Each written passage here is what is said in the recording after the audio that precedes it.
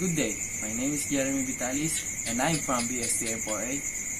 For today, we discuss what is SPSS all about. By the way, sorry for unnecessary sound that you can hear in this video. Thank you for understanding. What is SPSS? SPSS is short for Statistical Package for the Social Science, and it is used for various kinds of researcher for complex statistical data analysis. The SPSS software package was created for the management and statistical analysis of social science data. It was originally launched in 1968 by SPSS Incorporated and was later acquired by IBM in 2009. How to install SPSS on your computer. 1. Download the SPSS trial which valid for 30 days or buy the software. Number 2. Install the software on your computer. Number 3. Run the tutorial. And number 4.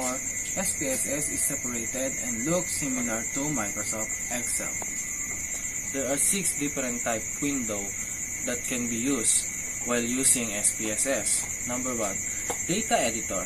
The data editor lets you add the name, suggested, or edit and view a dataset. The dataset editor has two distinct view of the SPSS data matrix, namely that variable view that lets you to change the properties name, label, missing value, declaration, and other attributes of a variable. Number 2, output navigator.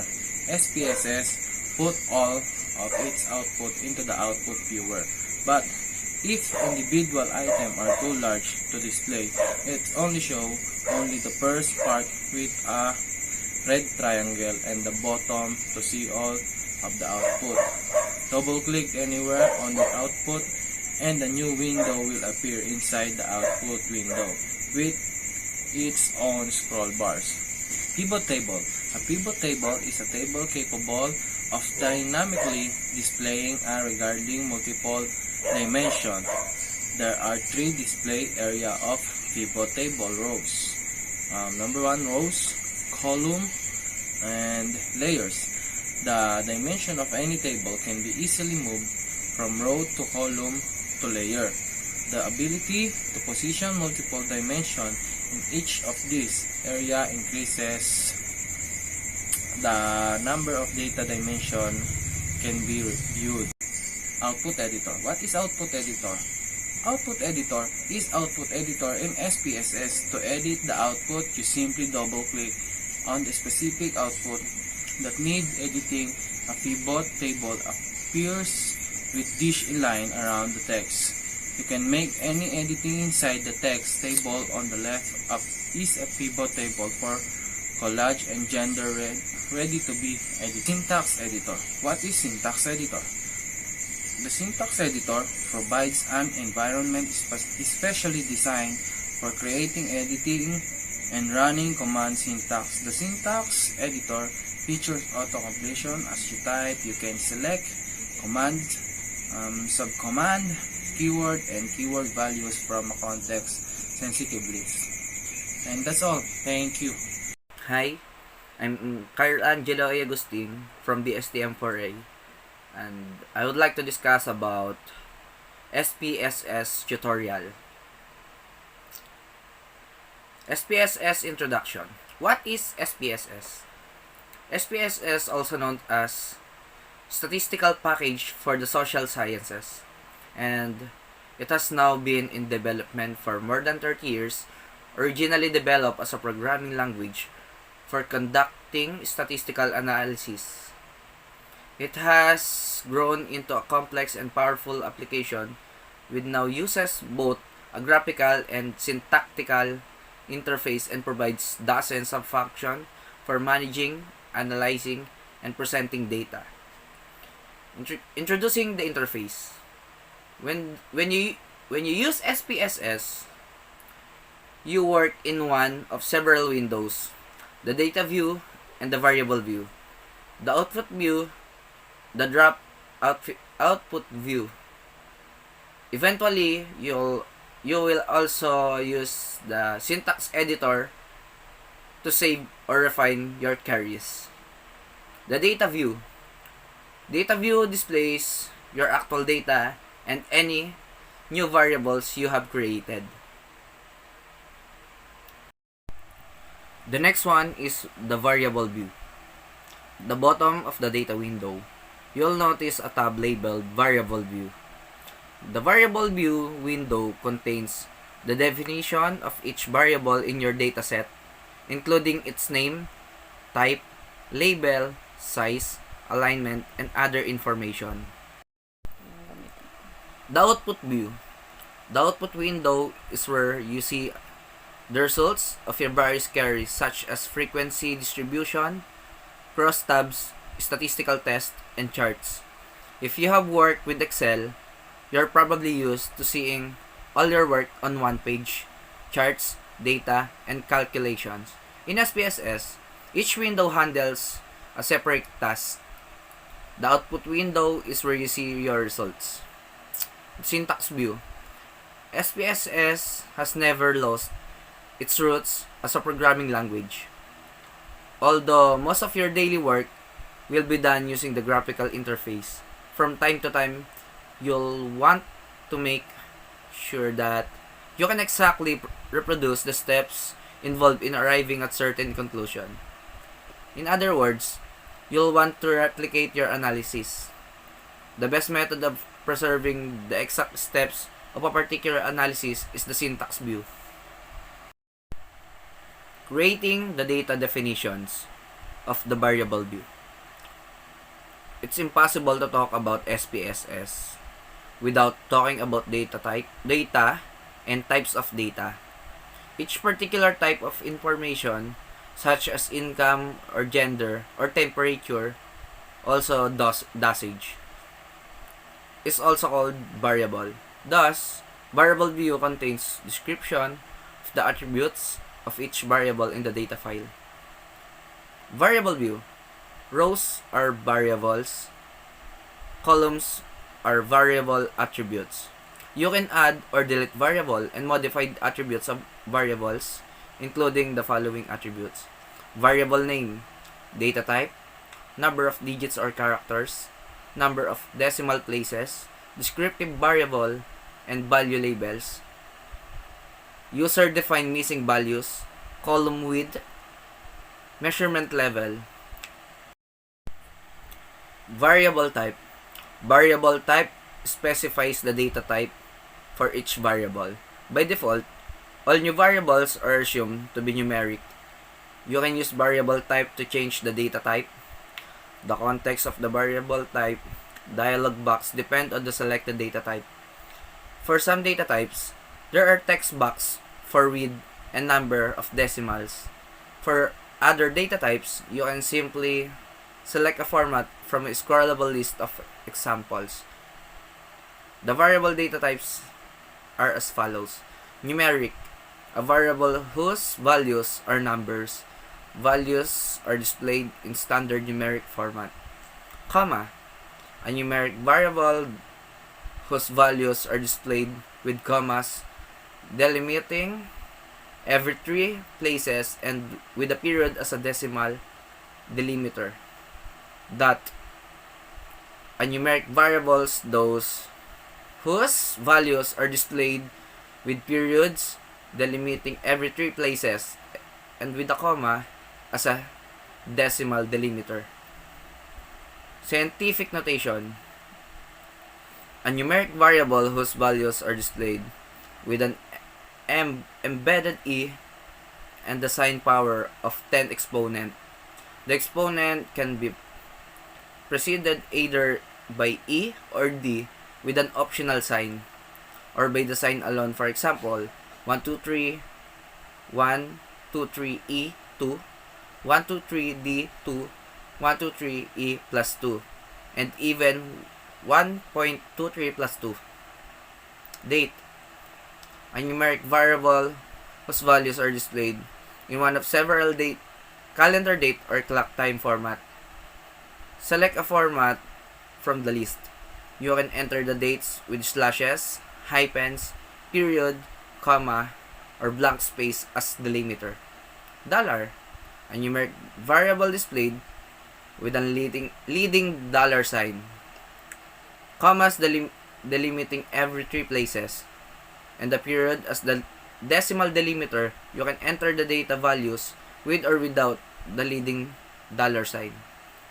Custom currency, a numeric variable whose values are displayed in one of the custom currency formats that you have defined in the currency tab of the option dialog box. String, values of a string variable are not numeric and hence not used in calculation. They can contain any character up to the defined length. Uppercase and lowercase letter are considered distinct. In SPSS variable, names consist of the following rules. Names must begin with a letter. Names must not end with a period. Names must be no longer than 8 character. Names cannot contain blank and special character. Name must be unique. Names are not case sensitive. It doesn't matter if you call your variables client, or client.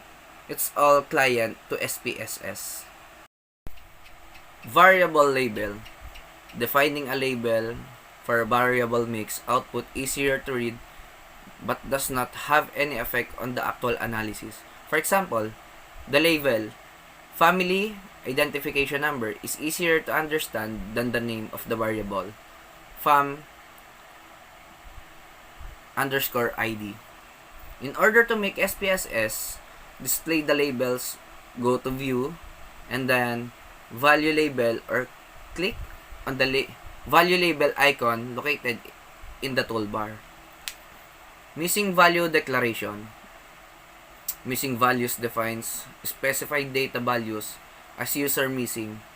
For example, you might want to distinguish between data that are missing because a respondent refused to answer and the data that are missing because the questions didn't apply to that respondent. Data values that are specified as user missing are flagged for special treatment and are excluded from most calculation.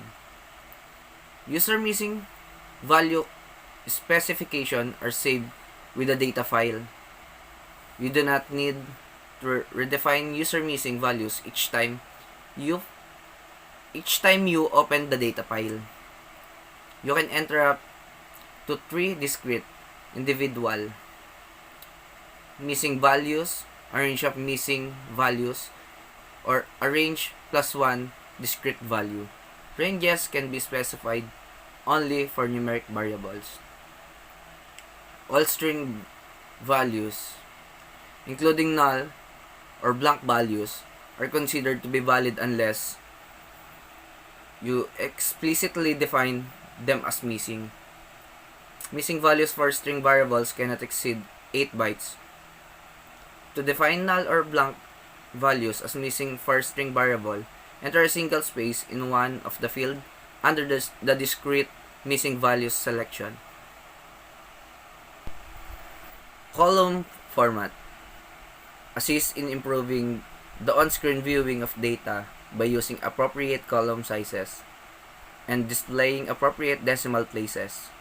It does not affect or change the actual stored values. The next one is value label. Similar to variable labels, whereas variables labels define the label to use instead of the name of the variable in output. Value labels enables the use of labels instead of values for specific values of a variable, thereby improving the quality of output. For example, for the variable gender, the labels male and female are easier to understand 0 or 1. In effect, using value labels indicates to SPSS that when I'm using the variable gender in any or all output tables and charts produced, use the label male instead of the value 0. and the label female instead of the value of 1. Enter a value and a label. Click on the Add button. When you're done, click on OK. And then you can return here in the future and change them value labels or remove them. Measurement level. You can specify the level of measurement as scale, ordinal, or nominal. Nominal and ordinal data can be either string or numeric. Nominal. A variable can be treated as nominal when its values represent categories with no intrinsic ranking.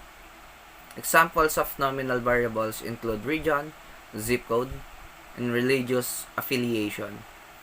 Ordinal. A variable can be treated as ordinal when its values represent categories with some intrinsic ranking. Examples of ordinal variables include attitude score representing degree of satisfaction or confidence, and preference rating scores. Scale. A variable can be treated as a scale when its values represent ordered categories with a meaningful metric, so that distance comparison between values and appropriate. Example of scales variables includes age in years and income in thousands of dollars. The data view. The data editor provides a convenient spreadsheet-like method for creating and editing data files. The data editor window opens automatically when you start a session. The data editor displays the contents of the active data file. The information in the data editor consists of variable and cases. In data view, columns represent variables and rows represents cases. In data view, you can enter data directly in the data editor. You can enter data in any order. You can enter data by case or by variable. For selected areas or for individual cell, the active cell is highlighted. The variable name and row number of the active cell are displayed in the top left corner of the data editor. When you select a cell and enter a data value, the value is displayed in the cell editor at the top of the data editor. Data values are not recorded until you press enter or select another cell. To enter anything other than simple numeric data, you must define the variable type first. If you enter a value in an empty column, the data editor automatically creates a new variable and assigns a variable name. Statistical example. Crosstab report. Use this procedure when you want to look at two-way frequencies of your categorical data. Specify a row variable and a column variable. Click on Analyze, Descriptive Statistics, and then Crosstabs. Click on the statistics buttons if you want chi-squares or other statistics computed. The report will display how many females and males are in each department. Click on OK when you are ready to generate your results. The output view. When you run procedures from the Analyze or Graphs menu, you will automatically be taken to the SPSS output viewer.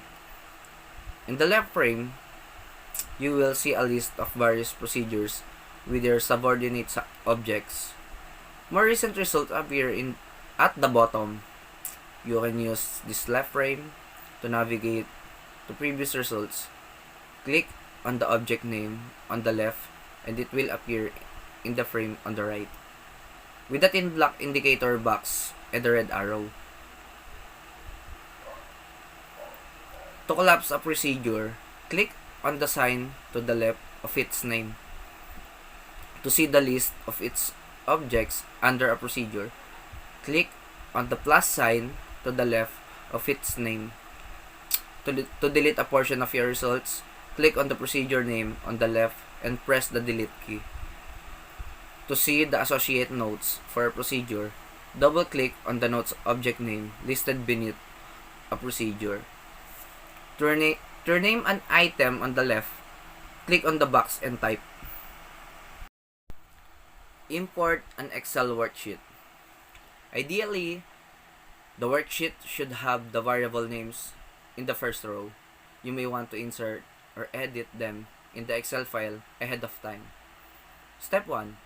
Go to the File menu and select Open and Data. Step 2. Change the location in the Look-in box to the subdirectory where your file is. Step 3. Change the files of type selection to look for Excel files. Step 4. Select the file. Step 5. You might get prompted about the variable names. Step 6. Click on OK. Then you will see the data appear in the data editor window. Step 7. You may need to modify some of the variable definitions.